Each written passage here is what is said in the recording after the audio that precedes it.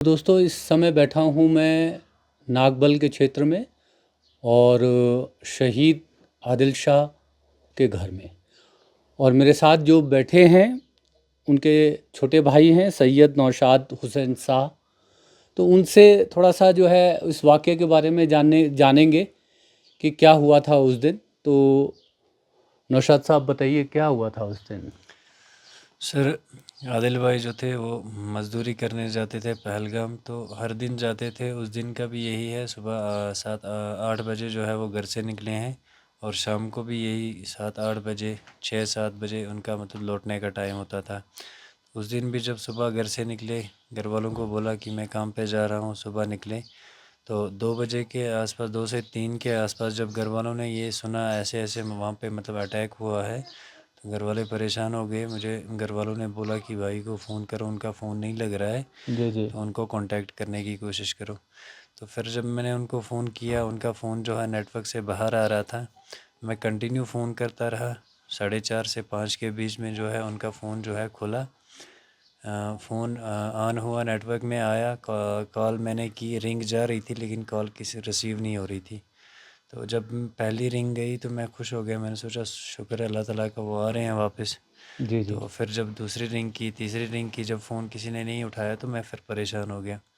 तो ऐसे ही करते करते शाम हो गई। मैं कंटिन्यू फ़ोन करता रहा, फ़ोन रिसीव नहीं हुआ।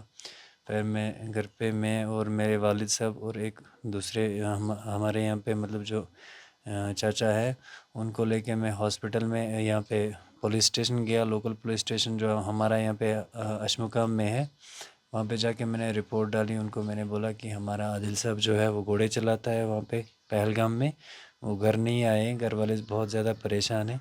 तो उन्होंने रिपोर्ट वगैरह लिखी और हमसे नंबर लिया, बोला कि अभी कुछ नहीं होगा, वहाँ पे जाने की इजाज़त नहीं है, आप कल आ जाओ, कल देखते हैं और नंबर दे के जाओ, अगर कुछ पता चलता है तो हम आपको बोलते हैं।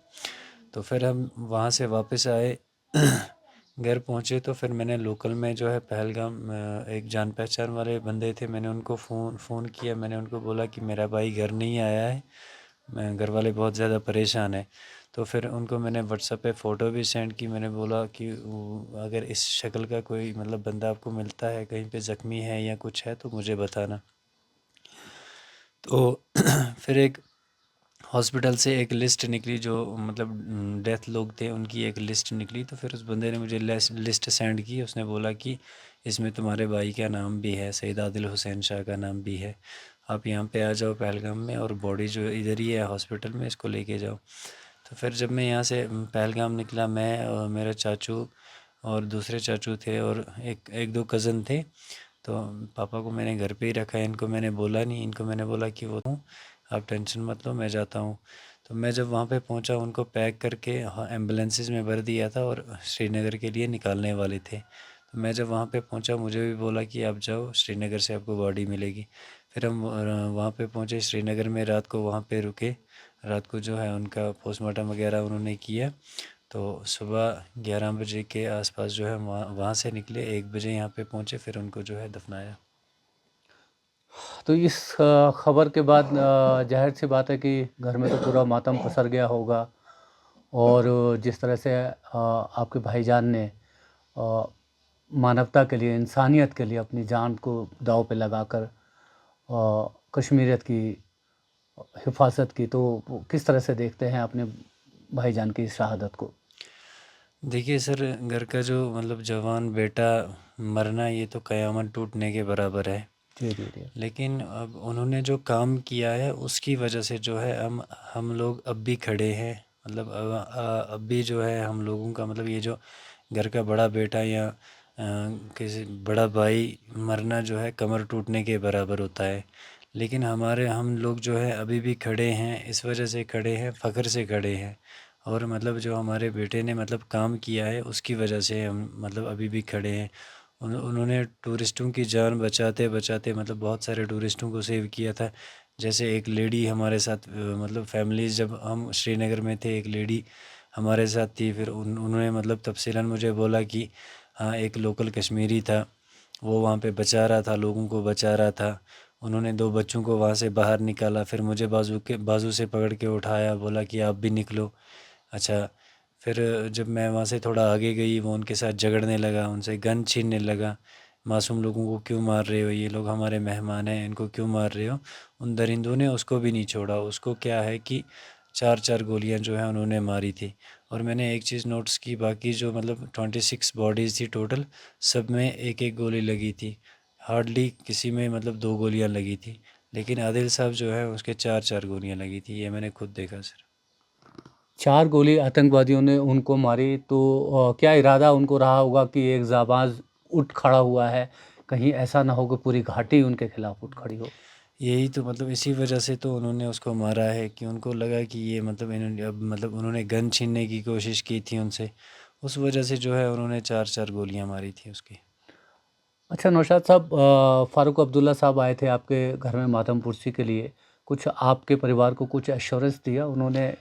जी जी, मतलब मदद तो उन्होंने फ़ारूक अब्दुल्ला साहब आए थे, एमएलए यहाँ पे हमारे लोकल मिस्टर अल्ताफ़ कल्लू साहब हैं, वो आए थे। उमर अब्दुल्ला साहब आए थे ताज़ियत पे, मतलब बहुत सारे लीडर साहिबान आए थे। डिप्टी चेयरमैन जो है ना यहाँ पे महाराष्ट्र के, जी। उन्होंने जो है अपने बहुत सारे लोग भेजे थे। उन्होंने मतलब हमें मदद भी की और मकान बनाने का भी बोला है। मैं तहे दिल से जो भी मतलब पूरे ऑल ओवर इंडिया में जो भी मतलब लीडरान साहिबान हैं या लोकल लोग हैं या मीडिया वाला है, जो भी हमारे यहाँ पे मतलब हमारे पास आए, जो इस मुश्किल घड़ी में हमारे साथ, जिन्होंने हमें दिलासा दिया, जो हमारे साथ मतलब खड़े हुए, जिन्होंने हमें ये बोला कि अब हमारे परिवार हो, हम एक ही फैमिली है, अब हमारे परिवार के हिस्से हो, हम आपके साथ हैं, हम आपके साथ हमेशा खड़े रहेंगे। मैं तहे दिल से सब लोगों का शुक्रिया अदा करना चाहता हूँ, क्योंकि उन्होंने जो है मुश्किल घड़ी में हमारे साथ जो है मतलब साथ दिया। तो मैं सबका जो है तहे दिल से उन्होंने मदद भी की और साथ भी दिया। तो मैं सबका जो है तहे दिल से मतलब शुक्रिया अदा करना चाहता हूँ सर। बहुत बहुत शुक्रिया सबका। जैसे आपके भाईजान ने अपनी जान की परवाह ना करते हुए कश्मीरियत के लिए और हिंदुस्तान के लोगों की जान की रक्षा करने के लिए, ये नंबर ज़्यादा भी हो सकते थे, अपने जो है जान का नजराना पेश कर दिया। उसके बावजूद भी बाहर जो आप यहाँ से महानगरों में जाएंगे तो बहुत ख़राब माहौल बना रखा है कश्मीर को लेकर के। तो आप क्या कहना चाहेंगे मतलब पूरे भारत को कि किस तरह से कश्मीर को देखें और कश्मीर आएँ? आप क्या ऑफ़र करते हैं एक कश्मीरी के तौर पे, जो है जितने भी हमारे टूरिस्ट हैं जो कहीं खौफ़ज़दा होकर रुक गए हैं, उनको क्या मा मैं पूरे ऑल ओवर इंडिया से, यहाँ पूरी मतलब जो है वर्ल्ड से, मतलब जो वर्ल्ड के टूरिस्ट लोग जो है, मैं सबसे यही बात कहना चाहता हूँ कि मतलब आदिल ने तो शहादत पा ली, आदिल ने तो दिखा दिखा दिया कि मतलब कश्मीरी क्या है। आप लोग यहाँ पे आओ, हम आपका स्वागत मतलब करते हैं। आप लोग यहाँ पे आओ। और मतलब एक आदिल शहीद हुआ है और बहुत सारे आदिल जो हैं अभी भी यहाँ पे मौजूद हैं। तो दोस्तों देखिए कि जज़्बा आज भी कश्मीर और कश्मीरियत का बरकरार है। अपना अपने घर का बड़ा बेटा खोने के बावजूद भी उनके छोटे भाई आप सभी को बुला रहे हैं। पूरे भारत से जितने टूरिस्ट कहीं खौफ़ज़दा हो गए हैं, उनके मन में जो खौफ समा गया है, तो ये भरोसा दे रहा है कश्मीर और कश्मीर का हर वो मानवतावादी जो इंसानियत में विश्वास करता है आपको कि आप आइए कश्मीर। कश्मीर बिल्कुल सेफ़ है, कोई परेशान होने की ज़रूरत नहीं है। एक आदिल नहीं, यहाँ पे 100 आदिल आपकी हिफाज़त के लिए खड़े हैं। आपकी हिफाज़त के लिए यहाँ पे सेनाएँ हैं, प्रशासन है, उसके अलावा भारत सरकार भी आपको जो उन्होंने अपनी गलती मानी है, भारत सरकार ने चूक हुई है, सुरक्षा में चूक हुई है, उसकी गलती को माना है। और इस जो ये गलती हुई है इसको जो है सुधारा जाना बहुत ज़रूरी है। साथ में मैं ये भी कहता हूँ कि जम्मू कश्मीर का बहुत बड़ा हिस्सा जो है पर्यटन पे यानी टूरिज़्म के ऊपर निर्भर करता है। तो और दुश्मन देश जो है हमारे इस टूरिज़्म इंडस्ट्री को चोट पहुंचाना चाहता है, कश्मीर के टूरिज़्म को बर्बाद करना चाहता है। उनके नापाक इरादों को कामयाब मत होने दीजिए। यहाँ पर आइए, हर हिंदुस्तानी को आकर के यहाँ पे आतंकवाद और आतंकवादियों को ये पैगाम देने की ज़रूरत है कि हम तुम्हारे इन जो कायराना हरकतें तुम जो करते रहे हो समय समय पे, इससे हम डरते नहीं। अभी भी हम जो है ये मादा रखते हैं कि हम इस हादसे से भी निकल जाएंगे। हर शाम के बाद एक सुबह आती है, कश्मीर में भी जो है नई नई सुबह आएगी, नया सूरज उगेगा और कश्मीर दोबारा से खड़ा होगा अपनी कश्मीरियत के साथ, अपनी मेज़बानी के साथ। तो बहुत सारे छोटे छोटे टूरिस्ट स्पॉट हैं और आदिल का नाम हमेशा अमर रहे, ज़िंदा रहे, लोगों के जहन में रहे, ताकि आने वाली पीढ़ियाँ आदिल के जो ये बहादुरी का कारनामा उन्होंने किया है, उनसे जो है प्रेरणा पा करके और बहुत सारे लोग खड़े हों इस आतंकवाद के खिलाफ। तो किसी टूरिस्ट स्पॉट का नाम यदि जम्मू कश्मीर सरकार या भारत सरकार यदि आदिल शाह के नाम पर यदि करे, तो आदिल शाह हमेशा के लिए अमर हो जाएंगे और लोगों के लिए जो है एक प्रेरणा के स्रोत होंगे। तो मैं भारत सरकार और जम्मू कश्मीर की सरकार से ये आह्वान करना चाहता हूँ कि आप आदिल शाह के नाम पर किसी टूरिस्ट स्पॉट का नाम जो है रख दीजिए।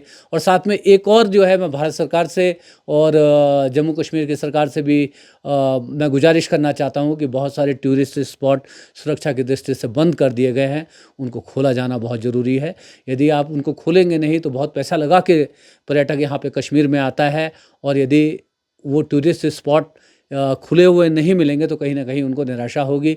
बाहर महानगरों में जो बहुत तेज़ी से बातें जो है फैल जाती हैं। अभी लोगों को ये पता है कि बहुत सारे टूरिस्ट स्पॉट जो है बंद हैं, तो सरकार को जो है उन सभी टूरिस्ट स्पॉट के ऊपर चाक चौबंद सुरक्षा की व्यवस्था करके उनको जल्द से जल्द खोल करके कश्मीर को दोबारा से जो है पटरी पे लाने की ज़रूरत है। कश्मीर की इकॉनमी को जो है सहारा देने की ज़रूरत है। कश्मीर के लोगों को जो है भरोसा देने की ज़रूरत है कि कश्मीर एक बार दोबारा से उठ खड़ा होगा। तो यही कहना चाहता हूँ कि कश्मीर आप सभी का जो है बाहें फैलाए इंतज़ार कर रहा है। तो आइए कुछ दिन गुजारिए कश्मीर में और महसूस करिए कश्मीर और कश्मीर की कश्मीरियत को। आप सभी का दिन शुभ हो।